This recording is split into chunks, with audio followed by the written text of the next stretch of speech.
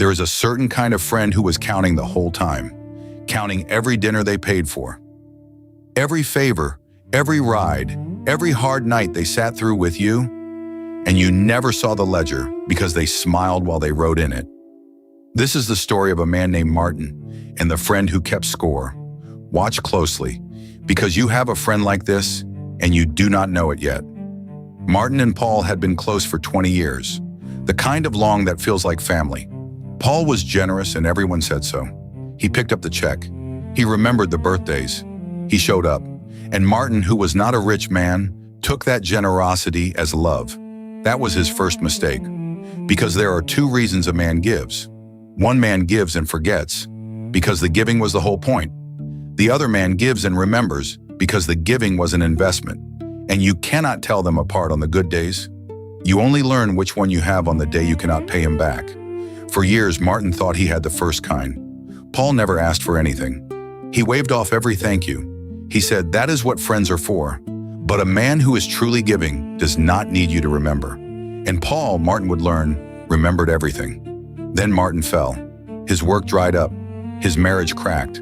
The money ran thin. And for the first time in 20 years, he was the one who needed to lean. So he called Paul, the way you call the friend who always showed up. And Paul showed up. But something in his voice had changed. He helped, yes, but he helped the way a bank helps, with a quiet reminder of the balance. Do you remember, Paul said, all those years I carried us? And there it was, the ledger, opened at last. Every dinner Martin had eaten was suddenly a debt. Every favor was a receipt Paul had been keeping in a drawer. The friendship Martin thought he was living inside of was a loan the whole time, and the interest had been quietly running for 20 years. This is the cruelty of the man who keeps score. He does not betray you in the moment. He betrays you retroactively. He reaches back into every warm memory you shared and stamps a price on it. The night he drove you to the hospital was not love. It was a deposit. And now, in your worst season, he has come to collect. Think about what that does to a man. It is not just that Martin owed money he did not have. It is that he could no longer trust a single good moment of the last 20 years. Was that trip they took together a friendship or a favor being logged? Was that long phone call at midnight support or another entry in the book? The scorekeeper does not just present a bill. He rewrites your entire history into a list of things you must now repay. And a man cannot stand on ground that is being pulled out from under his whole past. Schopenhauer saw this kind of man clearly 200 years ago. He said that most people in their dealings with you are guided by self-interest alone. The friendship is real to them only as long as the account stays in their favor. The moment you owe more than you can pay, the friend becomes a creditor. And a creditor does not comfort you. He audits you. So why does the man who keeps score feel so betrayed by you? Because in his own story, he was generous, and you were ungrateful. He never told you that giving came with a bill. He let you believe it was free.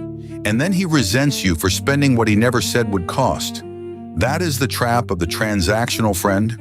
He builds a debt in silence and then punishes you for not paying a price you were never quoted. And notice how it always comes out when you are weakest.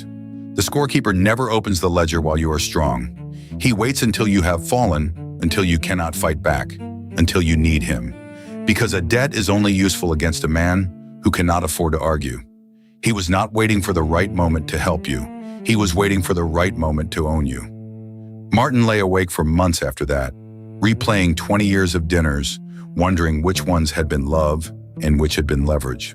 And that is the worst wound of the scorekeeper. He does not just take from your present, he poisons your past. But here is where the story turns. One night, exhausted from the arithmetic, Martin stopped counting.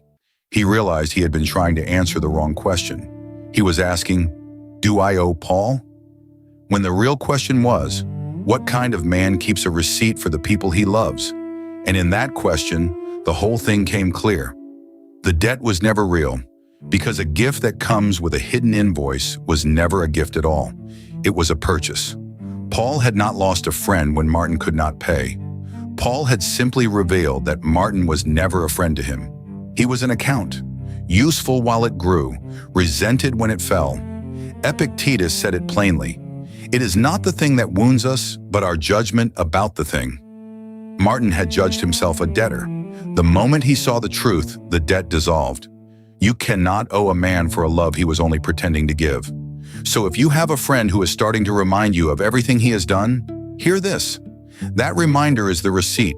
He is not asking for gratitude. He is calling in a loan you did not know you signed. And the answer is not to pay it, and it is not to hate him. The answer is simply to stop pretending the account was ever a friendship. Schopenhauer knew the cure. Expect men as they are, not as you wish them to be.